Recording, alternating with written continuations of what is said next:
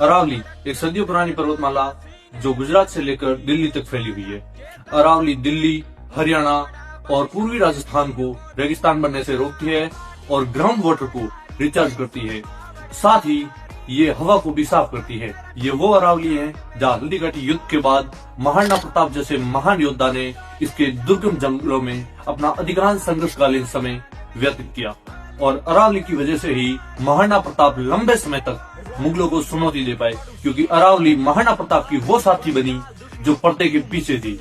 अरावली सिर्फ महाराणा प्रताप ही नहीं बल्कि राणा सांगा, महाराणा कुंभा एवं सोहान, सिसोदिया और परमार राजपूत राजाओं की भी साथी बनी। लेकिन आज सवाल ये है कि क्या अरावली खुद जिंदा रह पाएगी?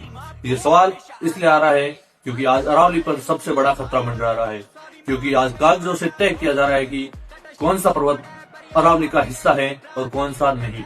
क्योंकि सुप्रीम कोर्ट ने सरकार के एक ऐसे प्रस्ताव को स्वीकार किया है जिसके तहत 100 मीटर से कम ऊंचाई वाले पहाड़ों को अरावली का हिस्सा ही नहीं माना जाएगा। इसका सीधा सा मतलब ये है कि अब अरावली का 90% हिस्सा जो 100 मीटर से कम ऊंचाई का है वो संरक्षण से बाहर हो चुका है। ये फैसला ऐसा है मानो भारत के पर्यावरण की रीढ़ की हड्डी तोड़ रहा हो।